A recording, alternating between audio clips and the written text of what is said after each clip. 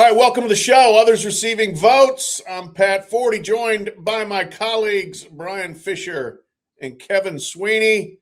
It's a juggling act week for me. I'm trying to cover the Kentucky Derby. I'm trying to talk about college football and basketball here.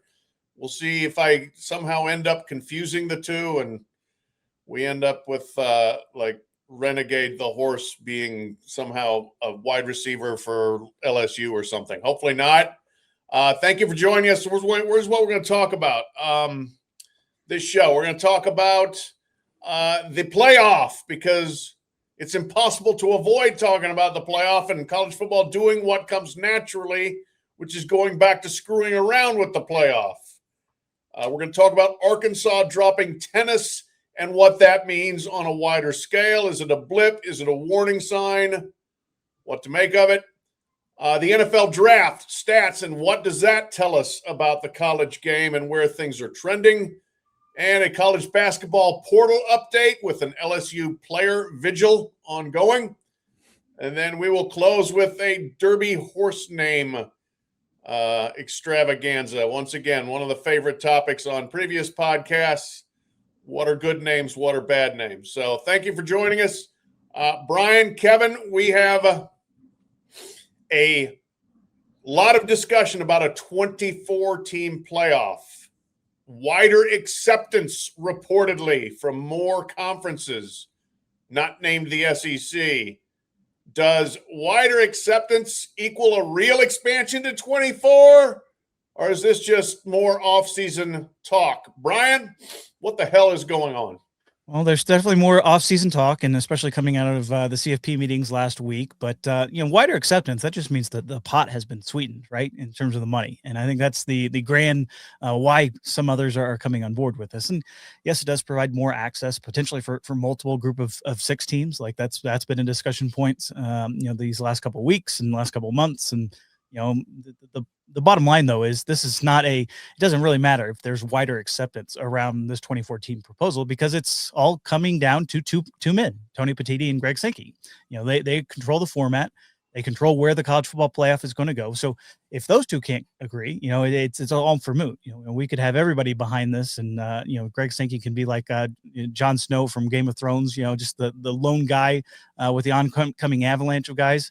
That's kind of where we're at. It is basically the SEC versus the Big Ten, and that's the only two parties that matter in terms of this discussion. And yes, they can look at playoff expansion and the formats, and they can debate everything. But as long as Greg Sankey holds that line, this wider acceptance is all going to be for really moot. Yeah. So Sankey has veto power. It's Sankey and Petitti basically have to agree on the format, and nobody else matters, right? Yeah, pretty much. And I think in terms of wider acceptance, I think there's the secondary point in terms of the influence of Fox on a lot of these proceedings, and why there is a little bit more in terms of the acceptance is, look, this wouldn't be as necessarily a big thing in terms of discussions amongst athletic directors and conference commissioners if Fox was not pushing this pretty hard. Eric Shanks, the CEO of Fox Sports, he's been out at numerous conferences pushing this 2014 format. Obviously, anytime you get the media partners involved, that's really the question that's going to come down to a lot of people is if you go to 24, are those early first and second round games that you're going to go above and beyond? There's going to be, I think it's 10 more beyond the 11 that you currently have. Are those games going to be worth it to actually expand to this? And that's the question that I don't think anybody knows. As much as Fox is talking up a big game, are you going to get $30+ million per game for a lot of those in terms of getting over the hump to make it worth it to get push your conference championship games and push that away? That's going to be the key figure for a lot of folks moving forward. I just don't know if in the media rights market, even beyond Fox, because I'm not sure Fox is going to pay for every single one of those games to get involved in the playoff.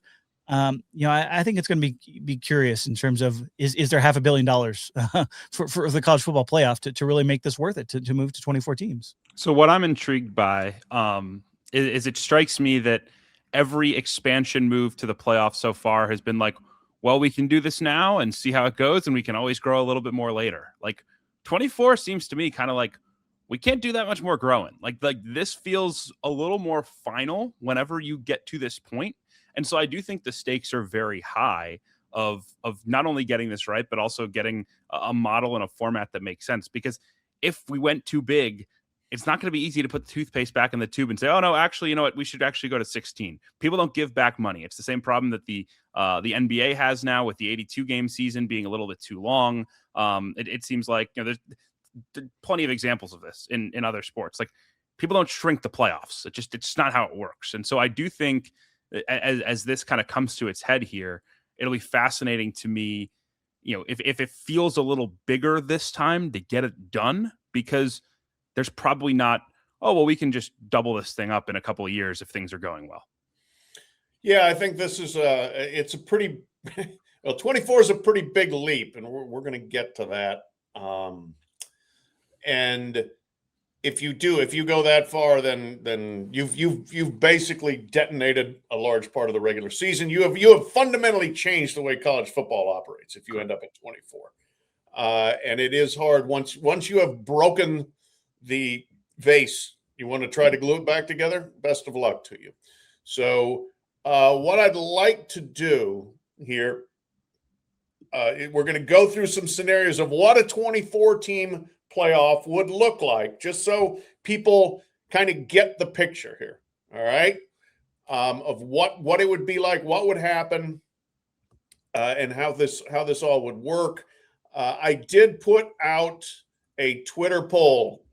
Perhaps the least scientific thing you could possibly do is to ask Twitter what they think or what people think. But that's what I did, just to get some popular public input from the rank and file fans. What do you think?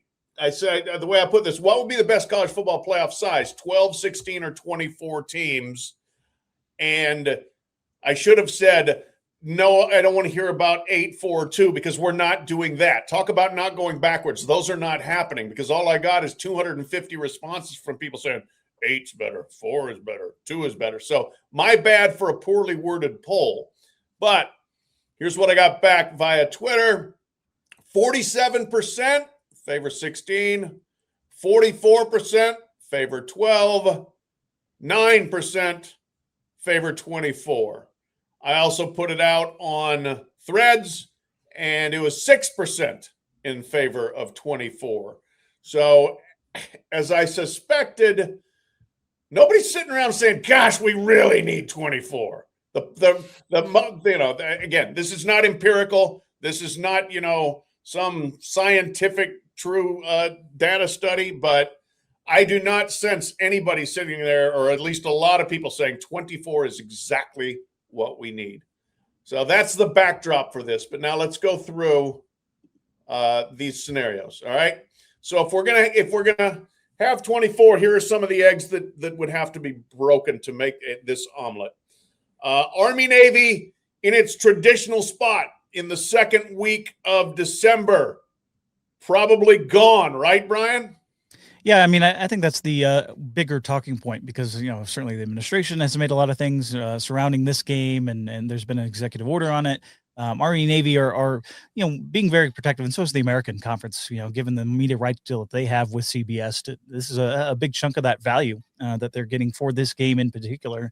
And, I think there's some question marks over where it ultimately lands on the calendar, whether it would be able to still get a standalone window, if there's expansion in terms of the playoff, whether it moves possibly to Wednesday before Thanksgiving, which I think a lot of people have talked about as well.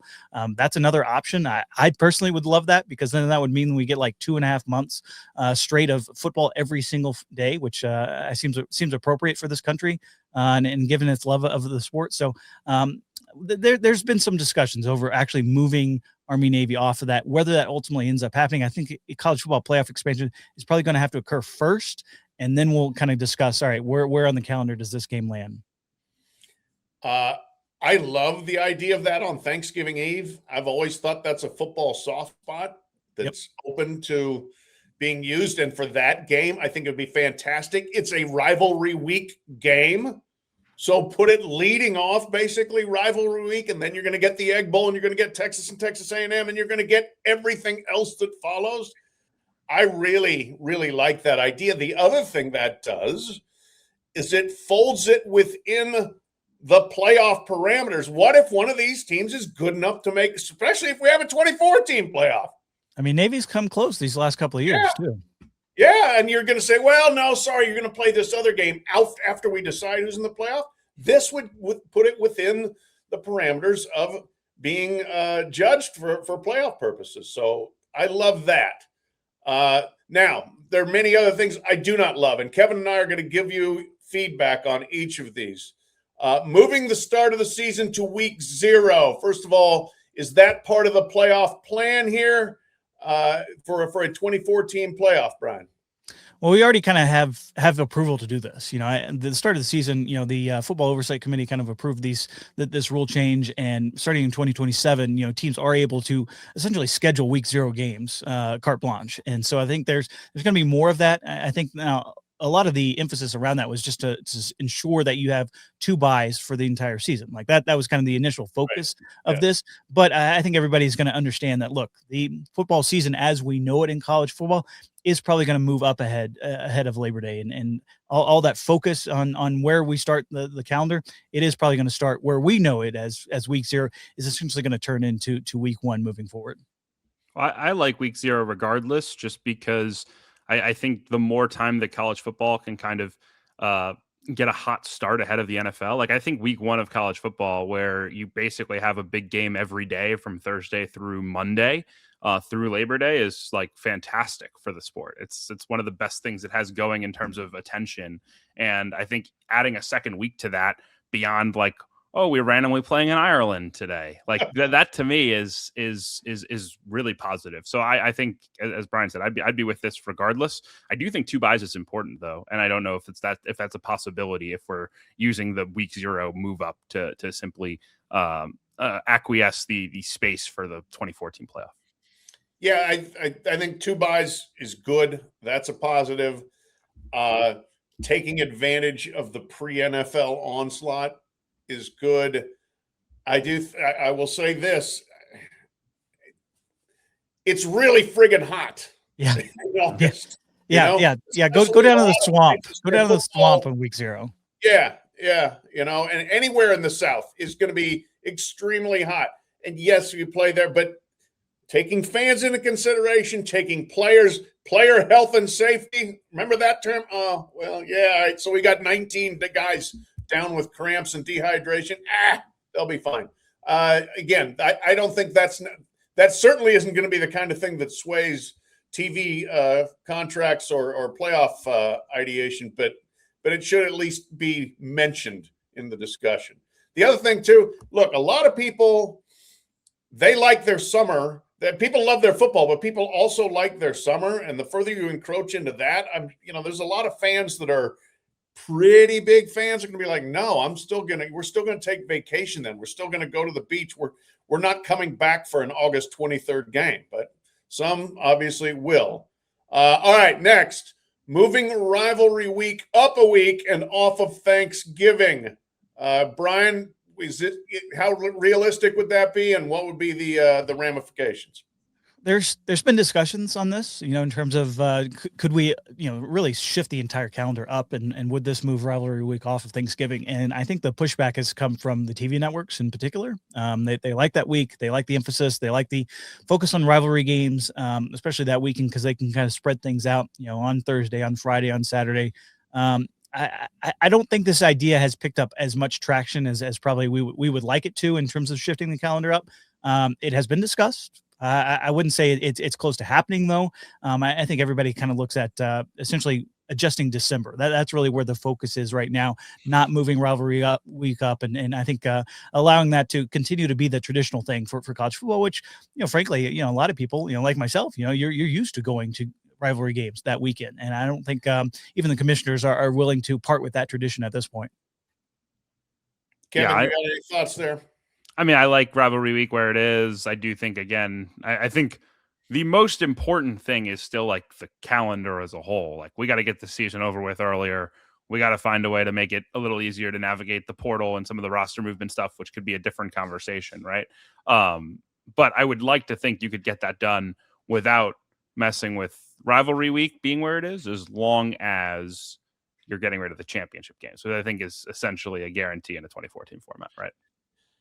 Yeah, so I would like to see those games stay on Thanksgiving week. I think that is such a staple of how college football operates. And I don't think you can make every tradition disposable, and I think that would be one that I would like to see remain intact. And so now, if we do that, what happens to championship game weekend, conference championships? Bryan, are we getting rid of those in a 24-team format?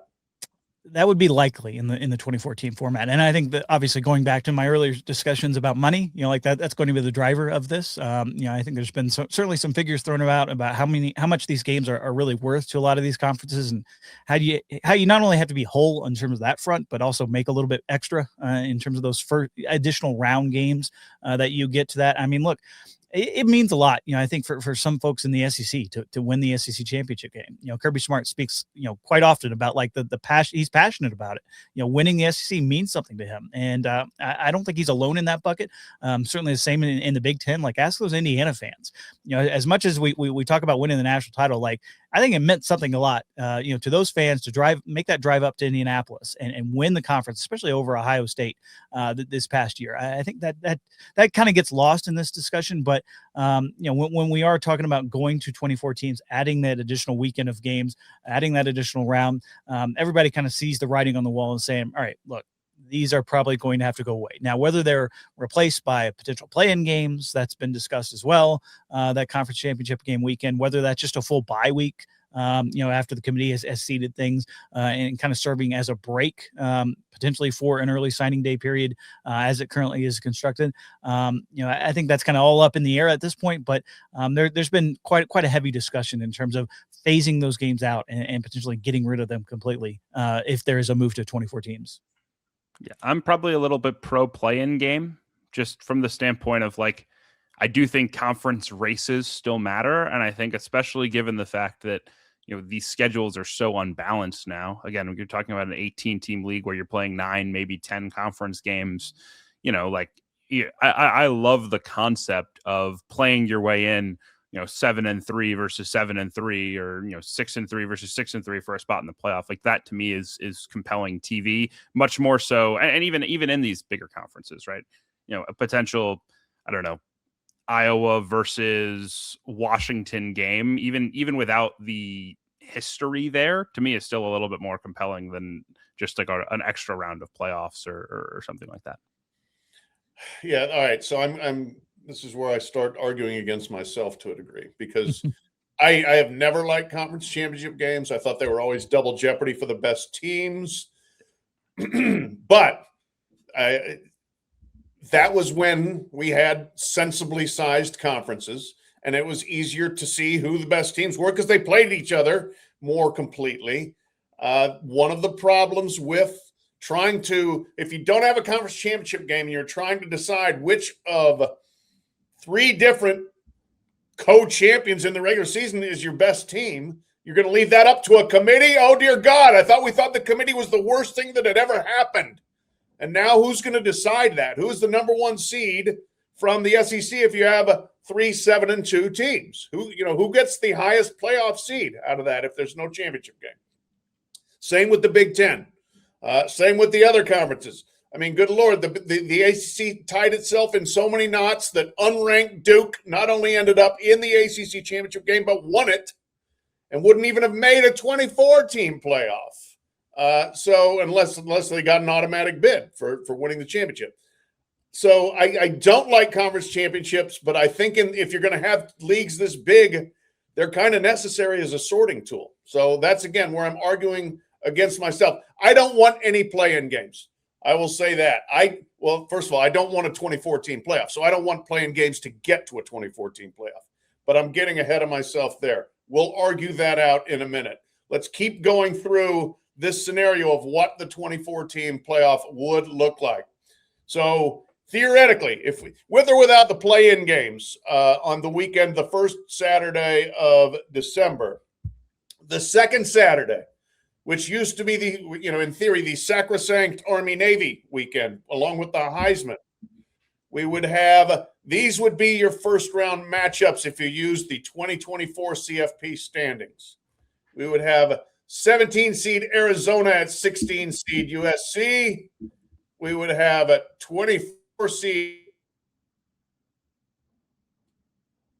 We would have Tulane at Texas. We would have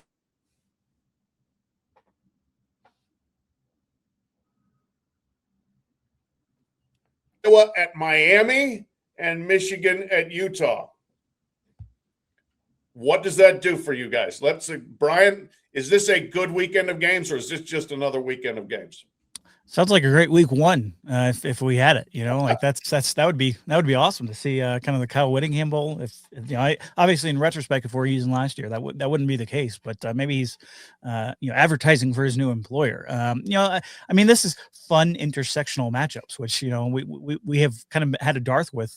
Moving forward to certainly in 2026, if you look at some of those early schedules, it kind of looks like certainly a bit of some bowl games. And look, the committee in terms of some of these would be, if Houston played BYU, like they would try to rejigger in terms of the matchups and hopefully adjust things to where that's not, say, not only an interconference game, but also, a potential rematch. So like there's going to be some adjustments to kind of how we look at this, but it sounds like a great weekend of football to me. If we're able to get these and certainly properly spaced out, a couple on Friday, maybe one on Thursday, full day on Saturday, like this seems like a fun time. And you add the kind of added element of, kind of one and done, that nature of things could really ramp things up. Yeah, I mean, I like the games. I think the challenge that you have is, I don't know how many of those games feel like they're featuring someone that could seriously compete for the national championship, right? And if people don't feel that those are, will they watch, right? And there isn't this like Cinderella factor the same way that the NCAA tournament has, right? And if you're trying to capture that type of magic, right? Like, I don't know. Is anyone tuning in for Arizona versus USC with the idea that one of them gets the right to play against a 7 seed in a couple of weeks, and then if they win that, then they definitely lose to the 2 seed? Like, I don't know. That is my concern with it, but like, we're headed there regardless. So I think it'd be great football. I think it'd be a lot of fun. I just don't know if the matchups will have enough juice to the average fan. Yeah, I would say that those are good week one matchups. I don't want to see them December 11th and 12th. I don't. I just don't think this adds much to the season. You want to make them bowl games later? Fine.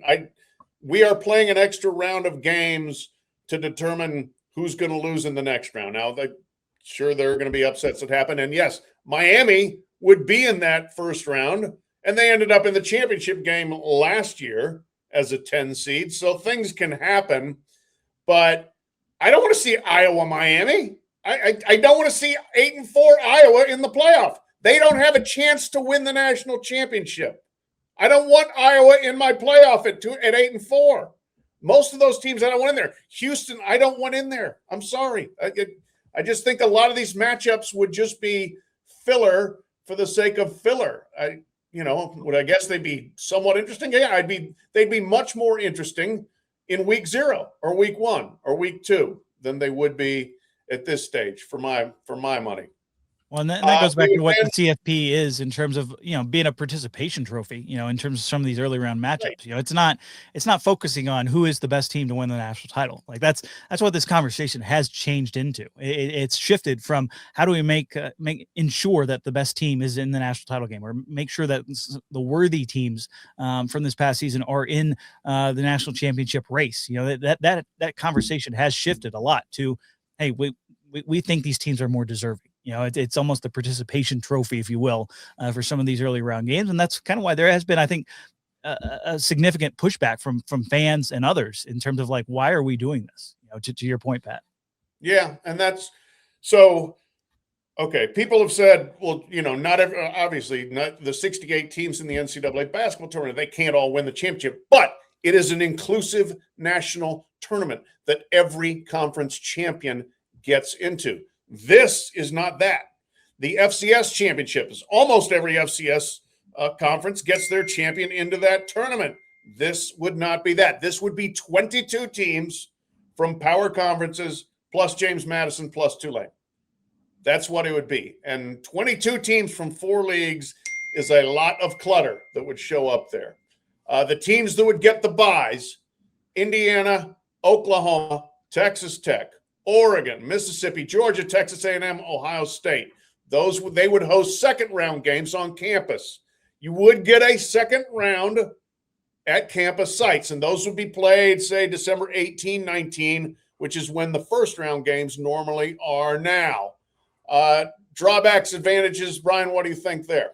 Well, the biggest advantage is a lot of those teams that we think of getting, those kind of automatic berths into the quarterfinals or those buys are getting, home games, in the playoff, that playoff feel.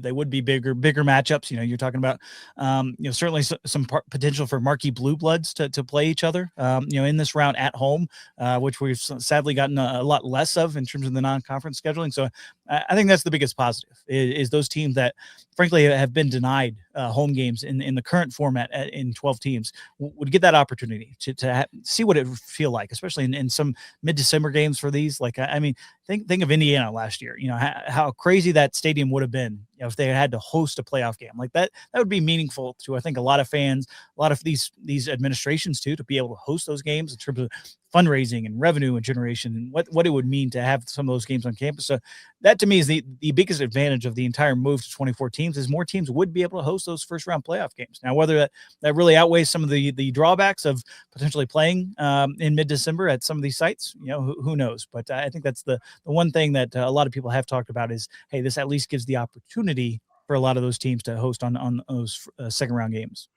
Yeah, the other drawback I see is just, the number of games you're having to play as an elite team to win a championship now, right? I mean, the idea that a team like Indiana from last year has to win 4, theoretically 3 of them on neutral sites against elite teams, and then the 4th being the home game against a very good one. Like, I don't know, but if it makes me wonder how many more sort of halfway upsets we would get, because it becomes much more of an NFL type playoff model where you're rolling the dice with more uncertainty the longer you go. Yeah, more games, more chances for injuries, more chances for variance. And here's the other thing. Okay, so these teams, if there is no conference championship game on December 4th, 5th, you would go from Thanksgiving weekend to December 18, 19 between playing games. All we heard last year, oh my God, the bye is killing these teams. The bye is terrible for the playoff. It would be a bigger bye, longer time off here for many of these teams. Not for all of them, but for many of them than in the previous setup. Again, I think Indiana went a long way towards debunking that by destroying Alabama in the Rose Bowl, but maybe Indiana continues, in retrospect, will be the outlier of all outliers. All right, going forward from here, the quarterfinals would be on or around New Year's Day. That would be similar to what we have had. And again, this is one where the Bulls exert their influence and what they're on their neutral sites and playing those games there.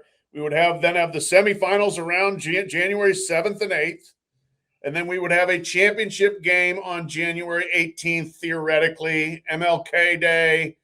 It's certainly better than the January 27th we're going to have this season. Alert, people. Put that on your calendar. January 27th is when the 2026-27 season will end. Very late. So that setup is largely the same there.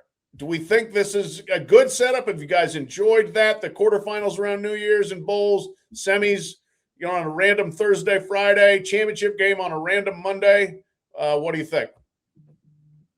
Absolutely not. This is again the bowl system, and look, the playoff has signed MOUs with all these bowls, and they're contractually going to be part of this for the next couple of years. Like, that's the part of the issue is the commissioners cannot quit the bowl system. Otherwise, it should be, like it's almost like the dog is wagging the tail instead of the, wagging the dog with the tail. Like that, this needs to be reversed. Like, the playoffs should be telling the bowls, all right, here is what we are doing. It is not the case in terms of some of these dates. And like, certainly I'm a bit of a traditionalist. Like, I would love to have that kind of New Year's Day feel back in terms of whether those are semifinal games, whether that's the national championship game, ideally, where the sport actually ends on the day where everybody kind of thinks it is, has ended historically. But, it's another case of, continued creep into January, which I'm not a fan of, certainly from moving the season back. We'll see if they come around to the idea that that should actually potentially be changing, but it doesn't sound like it is. Like, it sounds like we're going to be kind of stuck with our current system, as it is, where it has infringed on January. And a lot of that is because of the bowl games, which I know a lot of people have mixed feelings about. It is certainly a great experience to go out to the Rose Bowl or go out to the Orange Bowl or wherever and see some big time games. And they do a great job in terms of hosting them and having all the hotel rooms. I get all that. But, in terms of what should actually be better for the sport, it's moving the calendar up, or moving the back end of the calendar up instead of playing to the favor of the bowls. Right. And if the Rose Bowl is so important, why is it a quarterfinal? Like, that's like the easiest descriptor. It's like, all right, like, well, this is really like, we could not lose this as part of our calendar.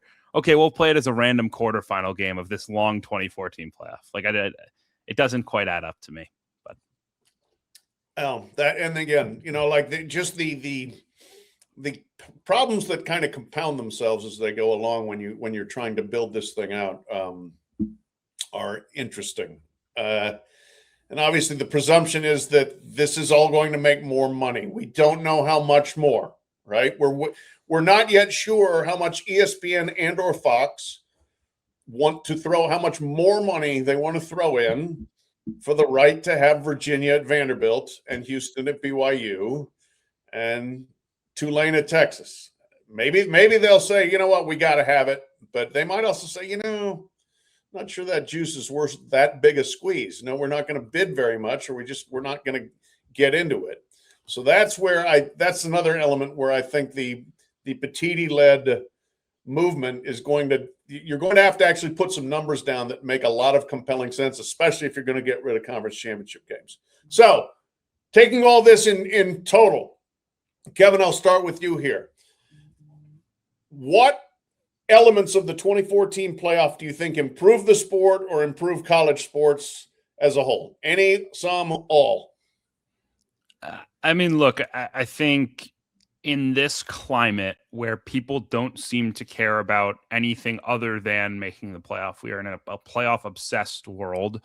I think moving to 24 keeps more teams engaged down the stretch. I understand that it weakens maybe the meaning of some of these monster games late in the year, but I do buy the idea that more teams feeling like they are competing, more teams feeling like they are part of the process.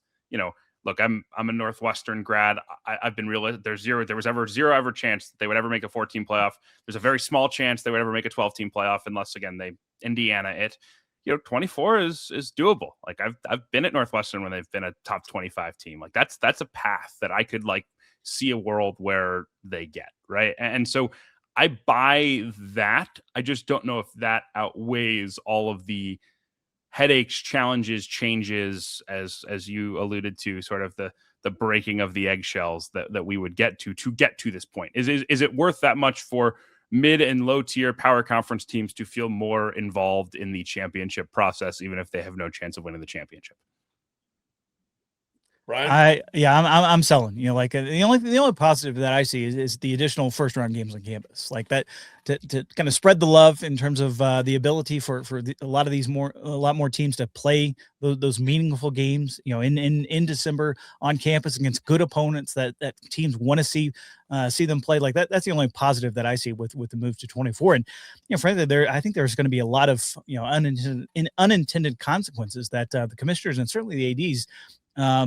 Maybe they thought about, but they really have not given a lot of weight to. Like I look at coaches. Like they always think, oh, an expanded playoff. All right, this is great. I'm going to be able to save my job every single year just by making an expanded 2014 playoff. Not thinking about the pressure, which we've seen a lot in basketball, certainly, right, Kevin? We've seen a lot of issues in terms of, all right, yeah, you can make the big dance, you can make the tournament, but there's pressure on there to win. Like, I mean, James Franklin was fired after making a semifinal game the following year. Like, there's going to be teams that, all right, you go to 3 straight playoff games, like that's great. Look at Kalen DeBoer, right? You made the playoff, all right? You won a game, all right? Well, that's not our standard. Our standard is to get deep in the tournament, and if you're not doing that consistently, all right, that pressure to ramp up, and maybe make a change when maybe a change isn't really warranted at some of these programs. That's going to be a thing if there is a move to 24 teams. It's not going to be, all right, no, you're expected to make the playoff every year. And all right, your quarterback gets hurt. Nope, not a lot of people are going to be reminded of that when they're looking at that overall record at the end of the year. So I think for a lot of these people, yes, it might be more money. Maybe, I think that there's still some open questions on that. It would be great to have some additional games on campus in the first or second round, but I think in totality, it really just kind of dilutes the product, and I think that's why a lot of people are not fans of this 24-teamer. Yeah. To reiterate, the Twitter poll, the Threads poll, etc. Again, not scientific, not inclusive of every factor, but people aren't excited. People don't want this. People have no great push for this. Again, the FCS, they do a 24-team playoff. I don't hear people in the FCS saying it is the greatest thing. It is so awesome the way we do it. There's also far fewer complications to the way they do it than what would be entailed in this. Greg Sankey, free advice. I know you're just dying for free advice from this podcast. Hold the line. Hold the line at 16. I don't think 16 is perfect. I have liked 12, but I would sure rather see 16 than I would rather than see 24, which I think would really do damage to the regular season and would put a bunch of slightly better than mediocre teams into a playoff they have no chance of winning. So we'll keep discussing this as the playoff discussions go on. So, form your own opinions, get your outrage cranked up, and we'll keep talking about it. Another element of football economics here, I think, Arkansas announced it is dropping men's and women's tennis. What does that have to do with football? Probably a lot, because money saved on Olympic sports becomes money spent on other sports, specifically football. Arkansas tennis cost about $2.35 million per year, according to its 2024-25 financial reports. That's basically, so cutting the tennis team pays 1 year out of the 1/3 of the buyout for former football coach Sam Pittman to not coach. He's getting about $7.75-8 million in buyout money. And that's the way a lot of football programs roll. They splurge, they give bad contracts, they end up regretting it, they end up having to buy their way out. When they gave Pittman this contract, June 2022, Hunter Yurachek, the athletic director, said, "There is no doubt Coach Pittman has proven to be the right man to lead our football team, and I believe we're just getting started." In fact, they were just starting to fall off a cliff. They had gone 9-4 that year. Thereafter, he went 20-23, and then he had to go, and it cost a lot of money. So, fellas, there is obviously continued spending at a higher and higher level for football players, for basketball players. That doesn't seem to be slowing down. It sure isn't reversing. Are things like this going to continue to happen at power conference schools? That's where it's a little bit more rare. Iowa State dropped women's gymnastics. Utah dropped beach volleyball. In the power two, if you will, Ohio State reduced scholarships for men's gymnastics. So even Ohio State is feeling like they need to divert funds elsewhere. Even an SEC school is looking to say, where can we save money here? What is this a sign, Bryan, I'll start with you, of what's going to keep happening, or is this just Arkansas needs money because they're in a bad spot? Well, it's not Arkansas needs money. I mean, this is a $200 million athletic department, and if they wanted to keep men and women's tennis, they could have. Like it's as simple as that. Like this is kind of more about what the institution itself. What do they value? What do they want to promote? What do they want to have student athletes promoting the brand about? Like this is a rounding error in terms of the actual expenses. Overall in terms of the program, this is why football does subsidize a lot of these Olympic or non-revenue sports. There's it just ultimately came down to, I think, Arkansas deciding. We haven't been competitive, recently. We're certainly in terms of the actual revenue generated that could take away from those expenses. This is one of the, like, they only made like $2,000, or less than that last year in terms of the actual money generated from this program. Like that's a probably more of a concerning figure in terms of some of your administrators not doing what they should be doing in terms of actually, highlighting and emphasizing this program. It doesn't take much, to be competitive, even in the pretty mighty SEC in terms of how stacked the number of programs there are in that league. It doesn't take much to really be competitive in a sport like this. I think it's more of a bigger institutional decision, which we're probably going to be seeing a lot more, even at the Power 2 level in terms of adjusting priorities a little bit. I think it is changed to nowadays in terms of it's not just scholarship counts. This is much more of a roster-based sport after the House settlement, to where you can say, all right, maybe we just zero out those scholarship costs, from the athletic department. Maybe this, I'm kind of surprised that, especially given the international nature of tennis, that hasn't been emphasized more by other programs in terms of, hey, I can get somebody that is coming from some of the Balkan countries, and they're going to be paying full freight, to our actual school. We're going to get a percentage of the back in terms of athletic revenue. I think that's going to be much more of a discussion. And even in, like you mentioned, you bring up Ohio State there. That's one of the largest athletic departments in the country in terms of sports sponsorship and certainly the number of athletic expenses and revenues generated. We're probably going to see some more adjustments as we move forward in this area. It's not just about, all right, we need some additional money for an assistant football coach. I think there are some larger factors at play, and certainly there were at Arkansas. But the bottom line is there's no reason why they couldn't have kept this program around. They made the decision, and that's what they're going to have to own moving forward. And a lot of these other programs are going to have to own moving forward as well.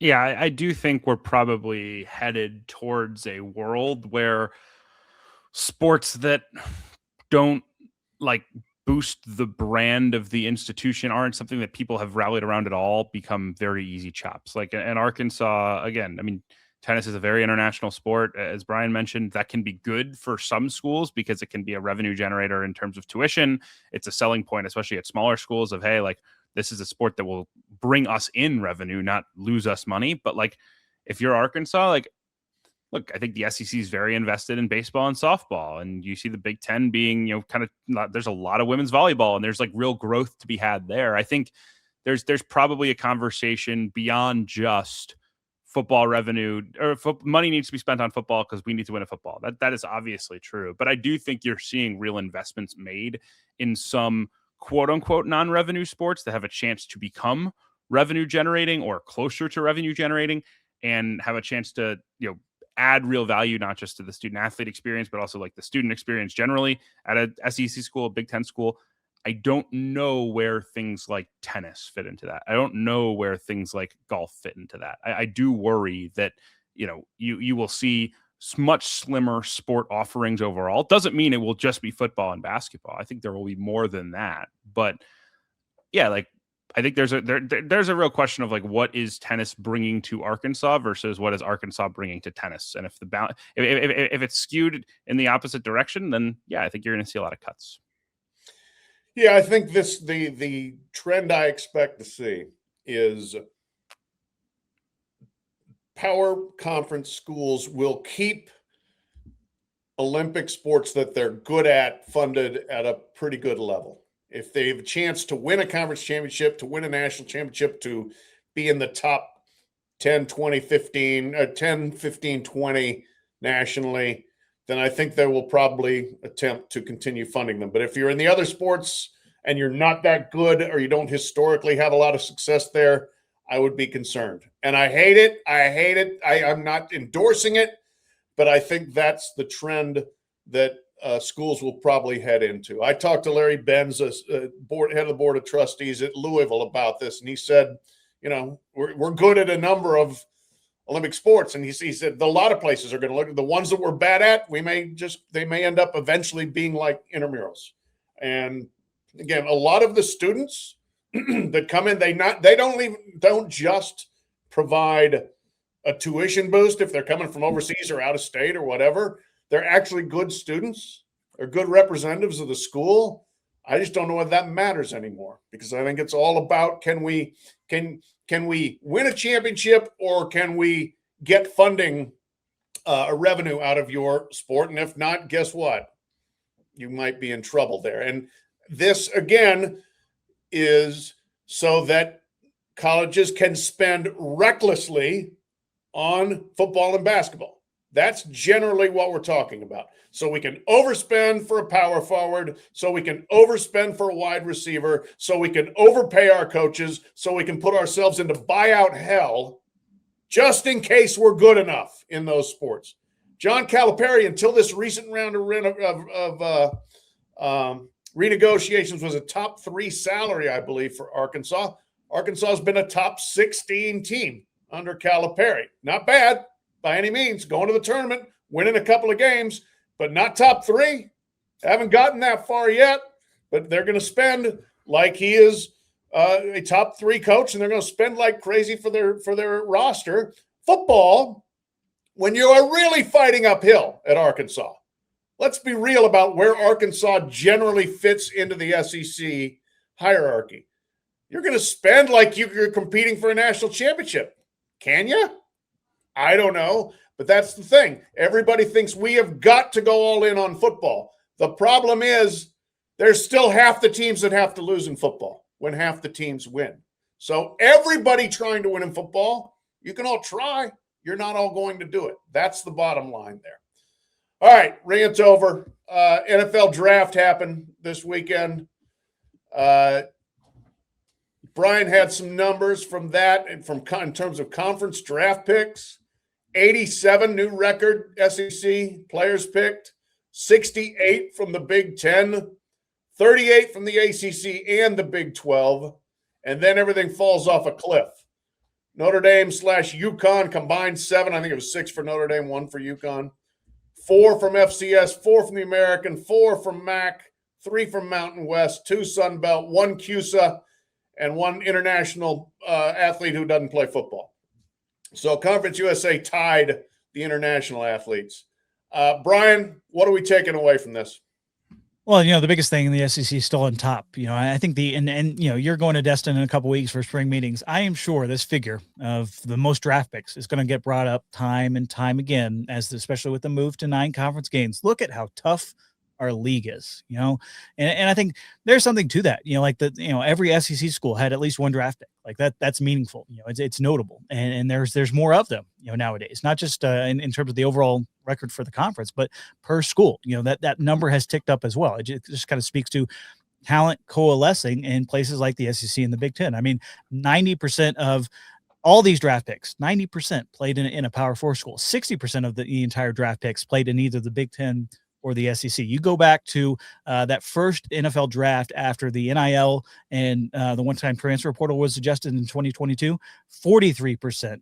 This is in my column on SI.com. 43% played in the Power 4. So it's gone from 43% to 90. Even looking at, or that's just in the Power 2. So 43% to 60%, 70% to 90% in terms of playing in the Power 4. So you're seeing that shift, that coalescing of talent around those Power 4 leagues since NIL, since the one-time transfer portal has really become in vogue.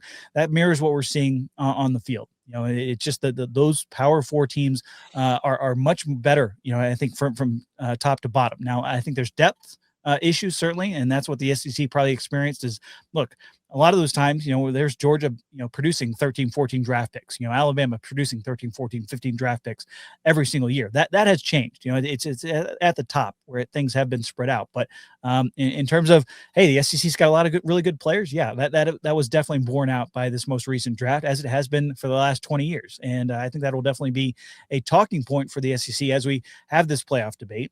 As we have this move to 9 conference games, that's going to add additional losses to a lot of these records. Everybody's going to say, well, look how difficult our league is. And that was the NFL draft was kind of the most recent, in terms of validating response to what the SEC has been kind of pumping out in terms of their propaganda.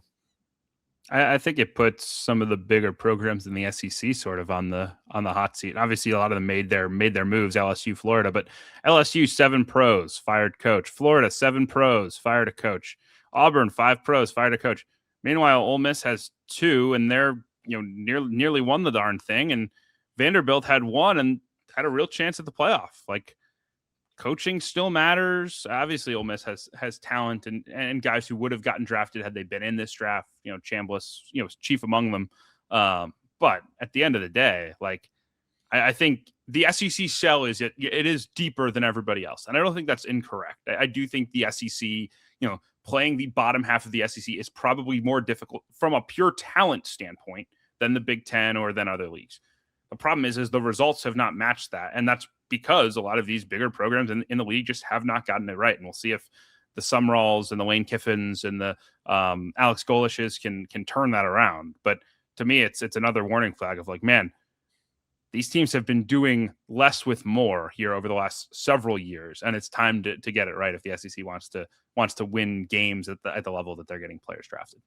Yeah, you might want to at least get to a championship game in the playoff. Haven't done that for the last 3 years, so the SEC's got work to do to match their talent level. Let's put it that way. I agree with you. One SEC player who was not drafted. Diego Pavia, Vanderbilt quarterback, Heisman runner-up. A lot of people, I don't know, seem to turn this into like a character judgment on Pavia.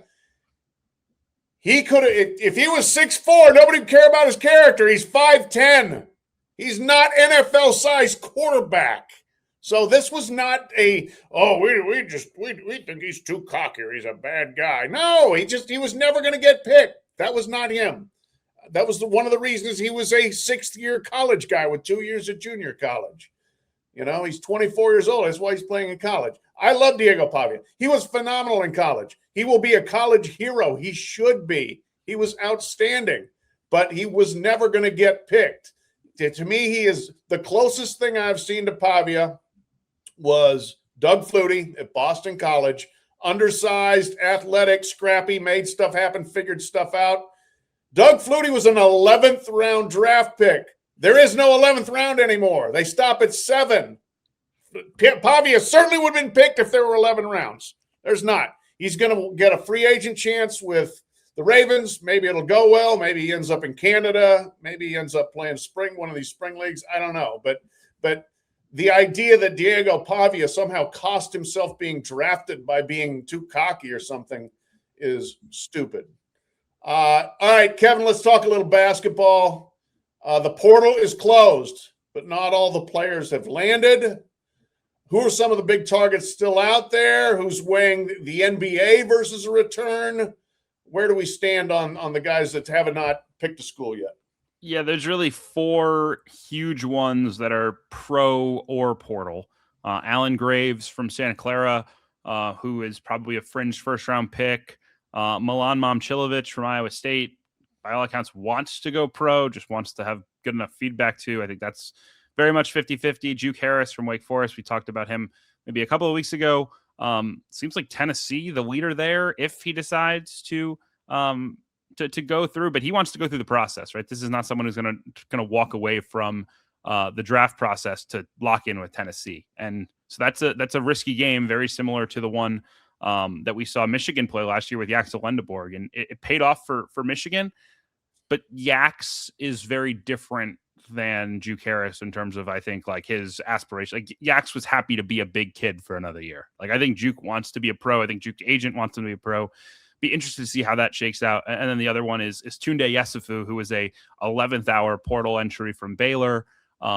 Very much wants to go to the NBA from what I've been told. Thinks he'll probably be a first round pick, but if he can't get a level of certainty from his NBA feedback, I don't know, it's $4 million waiting for him in the portal in a month. Maybe, maybe UCLA takes the stab. That he's a SoCal kid. They need a wing desperately.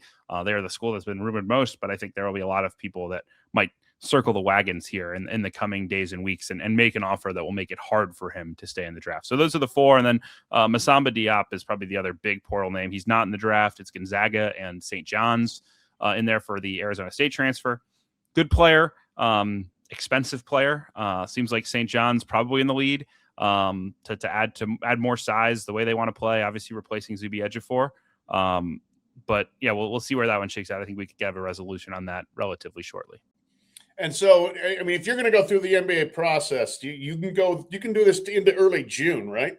End of May is the college withdrawal deadline. Yeah. Okay. So we've got to get through the combine. Yeah. And the issue is, and maybe this changes with the 5 to play 5 stuff, that might actually give somebody a little bit more willingness to ride the wave with Juke if they think that in June there's a second portal of sorts. But, if you wait till end of May with a $5 million cap hold essentially, and then you find out that you can't use that $5 million not coming to your roster, like there's no one to go get. There might be like one random European that would come, but it's not going to be Juke Harris level.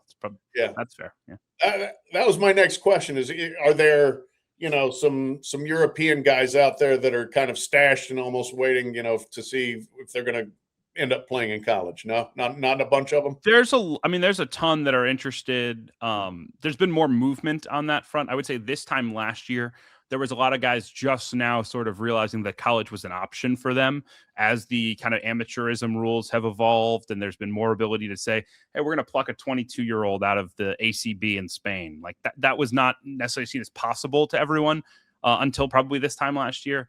Yeah. Those guys have now been being recruited all year. So you're working from behind. There are still guys. More guys keep popping up every day. I got a text from an agent yesterday who would be interested in this guy from China. He's 7'5". I said, has he graduated high school? He said, let me get back to you on that. That is a pretty critical portion of this, right? And that's but everyone is going to exhaust every avenue for talent, especially down the stretch. There's more roster holes than good players available at this point, is what I would say. Yeah. Very interesting. Okay. Well, hey, big news in LSU. At LSU, they have a player, singular, but it's better than the 0 that they had. Mohamed Diabate, who played last season at Kentucky, previously had been at Alabama, averaged 9 points, 5.5 rebounds, shot a whopping 21% from 3. He gives LSU now the number 88 ranked portal class, since he is the whole class. Amongst teams that have first-year coaches, North Carolina has the number 5 class, Providence 6. This is all according to 24/7. Arizona State 10, Cincinnati 18, on down. LSU 88. My man, General Will Wade, can he still find a roster? I think he's going to find the United Nations, from what I've been told. I know Rick Stansberry, who is among the renegades that we've got rocking and rolling here down in Baton Rouge. He has spent a lot of time over the last several months investigating the international market, investigating guys that could come over, again, like multi-million-dollar players that are high-level pros in different leagues across the world, seeing if, hey, they want to try their hand at 1 year of college eligibility. So I would expect a significant global flavor to this LSU group when it's all said and done. It will still be an expensive roster. It will just not be a lot of like familiar faces. Maybe it'll work out great, but I think that's the plan as of now. This guy, the Rick Stansberry import-export firm, that will be something to watch, as always. All right, Kevin, appreciate it. Last thing we're going to hit here on our way out, the annual examination of the Kentucky Derby names. It's Derby week here in Louisville, where I am. I'm covering the Derby. It's Saturday. And we have the 20-horse field as of now. Some people will still scratch. Some other ones will come in. But we've got what we've got. I'm not going to read all the names, but I've asked Bryan and Kevin to give me their best name and worst name from this year's field. Bryan, who's your best Derby name? Well, selfishly, Wonder Dean, which is the Japanese horse, and I know you were speaking with some of their folks earlier today. That selfishly is my favorite. Just given my middle name is Dean, so like I'm throwing in that one in there. Chief Wallaby, I kind of like that one. Just the name of the sound, and you can kind of see, when they're making the final call, Chief Wallaby breaks to the outside. Like you can kind of see that's like those are the ones that stuck out to me. Pavlovian and 6-Speed, I was not thrilled about. Like I'm thinking those are pretty generic. Further Due, another one. So like it's not a great year, I don't think, for Derby names.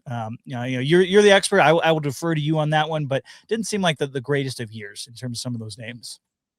I like Litmus Test. I think that's a sharp name. Seems like long odds for the number 4 in the race. So Hopefully litmus tests can prove everybody wrong. I'm a Harry Potter guy, so Albus. I don't know if picking like the old guy is really a indicator for speed, but I don't know. Maybe he can fly. Any names you do not like? Man, I wasn't into full effort in no space. I'm never a fan of the no space as it is, Yeah, full effort is one word. That's bad. And you can easily make it 2 words. There's no reason to make it one. I've got a long list of complaints about horse names. That is one of them, of smashing them up especially when you don't have to there. I don't like Incredibolt. It's a Bolt d'Oro colt. He's a very good racehorse, but Incredibolt, no, you're forcing it. You're forcing it there. As far as names I like, I like Renegade. I like 3 syllables is good. 1 word, 3 syllables, 1 word. I'm down with that. And it gives you a little bit of an edge. Renegade. You're right though. This is a bad year for names. We don't have great names. We don't have terrible names. We were fortunate that Chip Honcho scratched because nobody wants that name in there.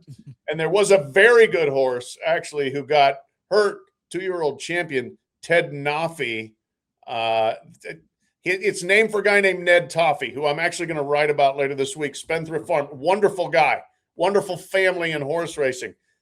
I don't really want to see a play on his name for a horse that's especially like a Derby potential horse. So there's nobody in here that rises to the appalling level of the all-time worst, which was Wool Sandals. I need to look up exactly when Wool Sandals was in the Kentucky Derby. But the fact that there was ever such a thing is one of the worst. 1907, Wool Sandals. Whoever came up with that, I'm glad you're lost to history. You're dead to me. We don't need a Wool Sandals horse ever in the Kentucky Derby. We'll be back next week. We'll talk about something. I don't know what. Probably who won the Derby, but no, real actually football and basketball as well. Thanks for listening.